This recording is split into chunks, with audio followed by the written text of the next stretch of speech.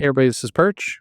Let's talk about economics for a moment. So every now and then, I make predictions, and in fairness, this is kind of my own fault because for a period of time I was doing these sales analysis charts, where I'd kind of look at a title and how it was selling, give some opinions on it, and I got a slight reputation during that time for more or less knowing what I'm talking about. And unless you're in the comic industry, sorry, unless you're employed by the publisher, in which case I had a lot of people take shots of like, well, those aren't real numbers. Lots of simultaneously, I had editors reach out going, "Hey, this is very helpful. I had no idea what my comic was selling," which is very horrifying. But I haven't done one of those videos in a while. I've got a bunch of material presented. I just need to record the audio for it. One of these days, I'll get to that. But people ask me from time to time, and since I haven't done one of those, I think I've lost some credibility. And as a result, people are like, I'll throw out some numbers, and I get a lot more questioning than I used to. And it's fine. You're all certainly welcome to question things.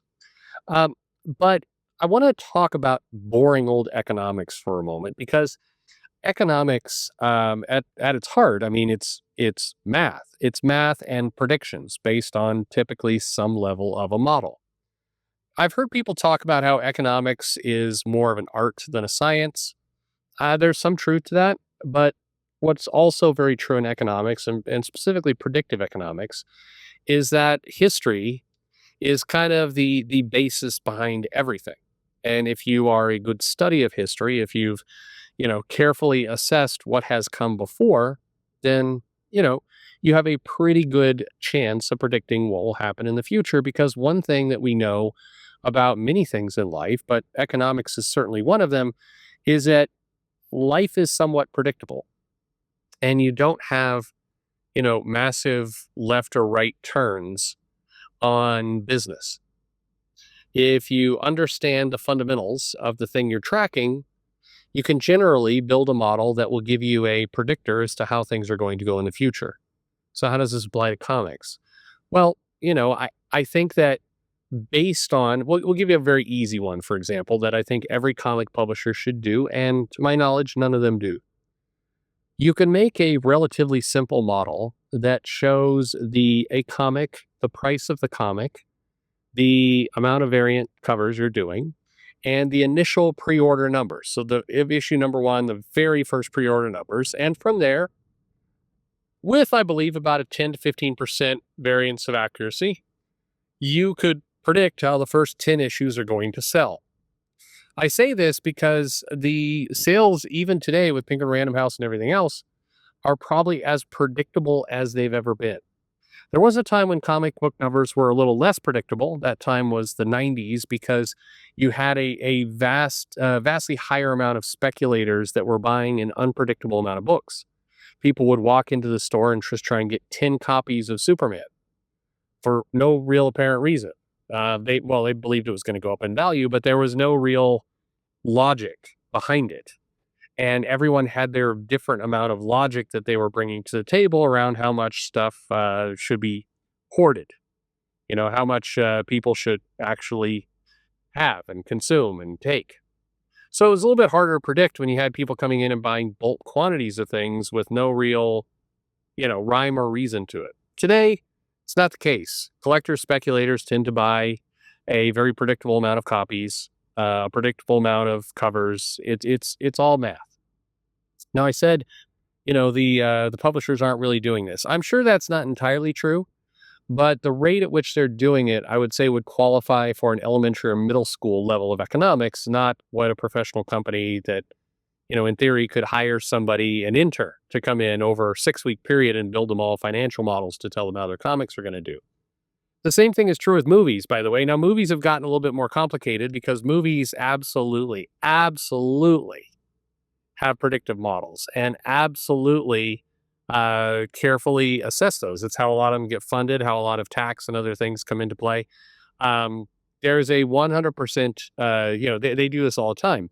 The people who don't do this are all the commentators and analysts on the outside who have come up with bizarro math like, you take a movie and you take its budget and you multiply it by 2.5, and that's its break-even point, which is, okay as a rule of thumb if you're a junior high school kid trying to, write a paper on how movies work, but there's a million other factors, predictable factors that go into it. Like, where was it shot? Like, what tax incentives were made? What tax breaks were given to the film? A lot of that has to do with where it was shot. What kind of banking investments were taking place? What kind of upside do the actors get? What margin was negotiated with the theater chains? There's tons of factors that go into it. And so just a double the budget, times two and a half, or that's just stupid thinking. But, and people do what they will do. Um I think that, as boring as economics is, I think it's critical for comics, and it's probably one of those cases that if you're looking at comics in general, there needs to be a lot more, math attached to it. Because one of the things that I think happens, and we've seen it happen, is that comics get canceled far too early. A comic is, relatively good, but the marketing isn't really there. And so, it doesn't really get a chance. And so by issue 5, it's getting canceled, even though there's plenty of evidence to suggest the comic book would dip and come back up if it's marketed and pushed well. And this is why economics are so important, because one thing that is very true about the comic business is that, it is hard to launch a title and start up from ground zero, from issue 1, time after time after time. There's attrition that takes place. Yeah, you get people coming in for collector value, for variants and things, but every time you relaunch, there is now a mountain of evidence over the last 15 years that shows that you lose a little bit every single time. The drop is a little bit steeper. So, the publishers try and compensate by doing more variant covers and more initial buy-ins. But it hurts. There are exceptions to this for sure, but they prove the rule. This has all been pretty boring so far. At some point, I feel like I need to turn the volume up and just really go on a kind of ranting, screaming thing about how stupid some of these people are. The problem that frustrates me about the entire economics topic where comics are concerned is none of what we're talking about is that hard. You don't have FX to deal with. You don't have, headwinds. You do not have tariffs. Not that that would be that hard to figure out either, but you don't have all of these things. And yet, it still feels like a bunch of people running around in a garage printing funny books and not really understanding the business and the model of how they are sold. I'm remarkably shocked by the amount of people whose understanding of the comic publishing business is kind of sort of what they heard back in the late 80s, early 90s, and they're still running with that. And they are still operating their businesses that way, even though the business has changed dramatically. I was catching up with somebody who said that there was and I've seen the mail, but there was an email sent around Marvel recently talking about, Zoom and different plans of Zoom and how people use Zoom. And the painful part of this is you're a media company, in theory, hiring kind of younger people, and you're having to talk about teleconferencing. What the fuck? In 2025, you're having to discuss teleconferencing in a media company? How? How in the world? I've got an intern who's working for me right now, and he is building out financial models for this one particular business that is insanely complex. And this kid is 2 years into college and is doing a pretty good job. And I'm looking at this pretty expansive modeling and pivot tables and the whole 9 yards of Excel terms that this guy is putting together. And Excel's, kind of a dummy tool. There's better tools for this. But how do I get a free intern doing this kind of work? And comics is still trying to figure things out.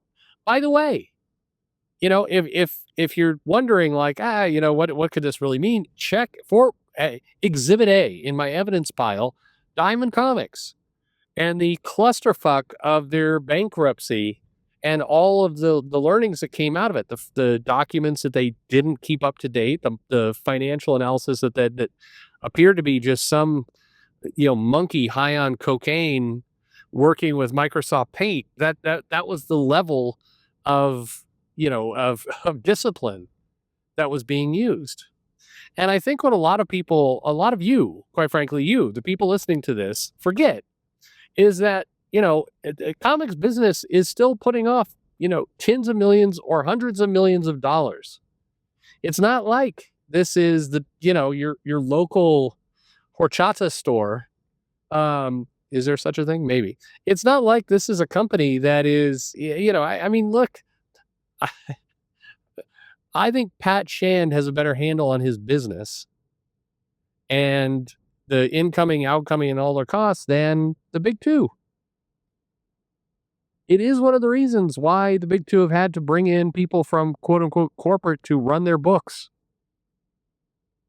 It is not an overly complex business, and yet still people aren't meeting that bar. It's in it. Again, these are when people talk to me about the problems in comics, and we really want to talk about, is Vita Ayala blacklisted? And like, well, that's an interesting topic. I mean, I guess who knows? Who cares? Because the reality is, Vita's contributions, even at the height, even when Vita was writing all that stuff for Marvel, and people were crazy about it. I'll give you a better example. It's more current. Stephanie Phillips. Anybody like Stephanie Phillips out there? I'm sure some people do. No matter what you think of Stephanie Phillips, though, and the amount of just the sheer amount of books that's even Stephanie Phillips is like, fuck, I got a lot of books. Even despite that, the contributions of Stephanie Phillips pale in comparison. They're a drop in a bucket over just having somebody who understands economics, who can kind of run the business, do modeling for comics, figuring out where marketing spin should go, figuring out, when is the actual appropriate time to cancel a book. Like, you bring in somebody like that who can run math and actually help run the business like a business, that person would have more of an impact than whatever the fuck Stephanie Phillips is doing. It's just boring. It's just boring to talk about. You have sat through, what is this now? 12 minutes of boredom. But if you're talking about the problems that comics has, it's this with several bullets. Thanks for listening.